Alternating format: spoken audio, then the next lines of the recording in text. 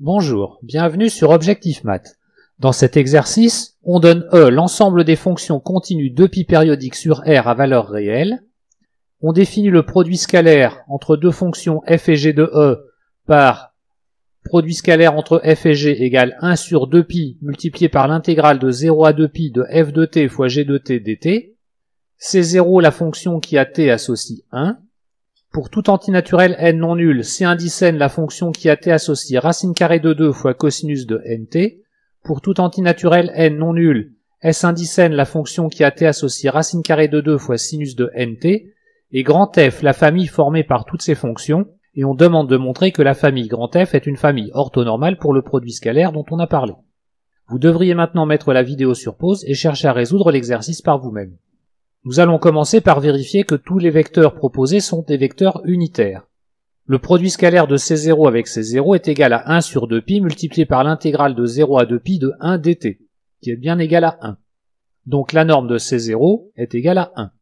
Pour n un entier naturel non nul, le produit scalaire de Cn avec Cn est égal à 1 sur 2π multiplié par l'intégrale de 0 à 2π de 2 cosinus au carré de nt dt, que l'on peut écrire 1 sur 2π intégrale de 0 à 2π de 1 plus cosinus de 2nt dt, qui est aussi égal à 1. Donc la norme de Cn est égale à 1. Et par un calcul similaire, produit scalaire de Sn avec Sn est égal à 1 sur 2π multiplié par l'intégrale de 0 à 2π de 2 sinus carré de nt dt, c'est-à-dire égal à 1 sur 2π intégrale de 0 à 2π de 1 moins cosinus de 2nt dt, et donc égal à 1.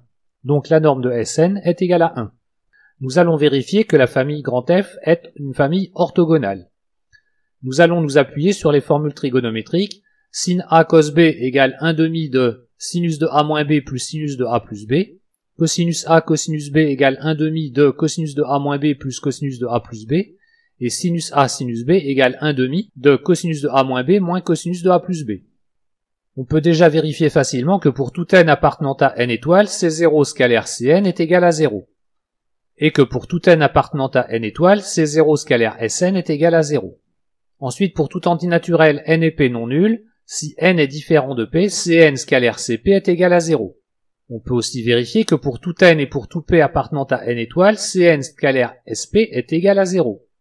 Et que pour tout n et p appartenant à n étoiles, si n est différent de p, Sn scalaire Sp est égal à 0. Donc, je ne vous ai pas donné le détail des calculs, mais la liste de tous les calculs à faire, ils sont très simples, je vous les laisse. Par contre, il y a des fautes à ne pas commettre. Une des premières fautes consiste à oublier de calculer le produit scalaire entre Cn et Sp. Calculer seulement Cn scalaire Sn ne suffit pas. On doit vérifier que chaque vecteur C1, C2, C3, etc. est orthogonal à chaque vecteur S1, S2, S3, etc. On oublie souvent aussi de calculer le produit scalaire de Cn avec Cp. On doit vérifier que C1, C2, C3, etc. sont 2 à 2 orthogonaux. On oublie aussi souvent de la même façon de calculer le produit scalaire entre Sn et Sp avec n différent de p. On doit s'assurer que S1, S2, S3, etc. sont 2 à 2 orthogonaux. Voilà, cette vidéo est terminée, à bientôt sur Objectif Math.